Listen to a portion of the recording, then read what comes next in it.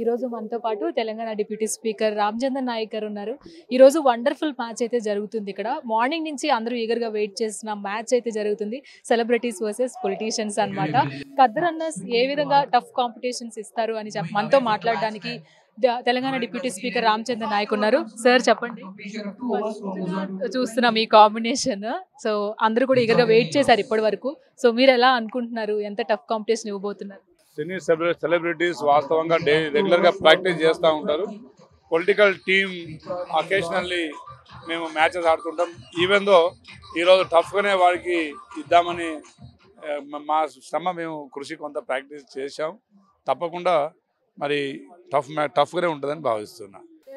అవతల టీం చూసుకున్నట్లయితే సెలబ్రిటీస్ లో ప్రతి ఒక్కరి ఆటను కూడా ఇప్పటివరకు చాలా ప్లాట్ఫామ్స్ లో చూస్తూ వచ్చాము.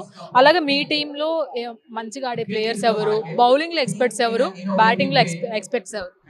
అందరూ ఆల్రౌండర్సే ఉన్నారు. బట్ దాంట్లో ది బెస్ట్ బౌలర్స్ అని ముందు పంపించడం, గోల బాలరాజు గారిని, అదేవిధంగా తరుణ్ రెడ్డి గారిని పంపించాం.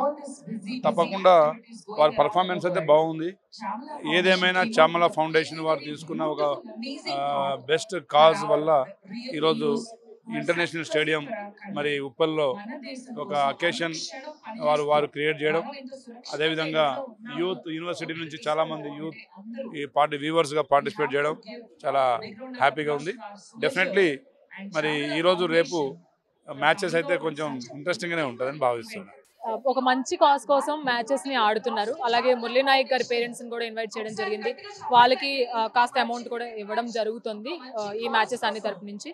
అలాగే తెలంగాణ గవర్నమెంట్ నుంచి ఇలాంటి యాక్టివిటీస్ కానీ గేమ్స్ కానీ ఇంకా ఇన్ ఫ్యూచర్ లో ఎంకరేజ్ చేసే అవకాశం ఉంటుంది. తప్పకుండా ఈ తెలంగాణ మా రాష్ట్ర ముఖ్యమంత్రి వర్యులు రేవంత్ రెడ్డి గారు స్కిల్ డెవలప్మెంట్, అదేవిధంగా స్పోర్ట్స్ రేపు ప్రపంచ దేశాలతోనే పోటీ పడే విధంగా వారు స్పోర్ట్స్ ని తీసుకెళ్లే ఆలోచనలో ఉన్నారు.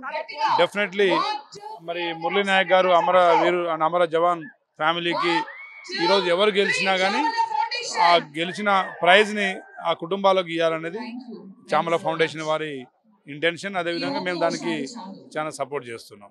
ఇక్కడైతే వీళ్ళు కొంత ఈ మ్యాచెస్ లో వచ్చిన ప్రతి అమౌంట్ ను కూడా వాళ్ళ కుటుంబాలకి అందజేసే ప్రయత్నంగా కూడా ఇక్కడ జరుగుతుంది. అలాగే ఖద్దర్ అన్నస్ టీం నుంచి కూడా మన తెలంగాణ డిప్యూటీ స్పీకర్ రామచంద్రన్ నాయక్ గారు కూడా వాళ్ళని సపోర్ట్ చేయడానికి ఉన్నారు ఇక్కడ. అండ్ ఆ టీం ని ఖచ్చితంగా మా టీం ఖచ్చితంగా గెలుస్తుందని కూడా ఆయన కంఠపదంగా చెప్తున్నారు.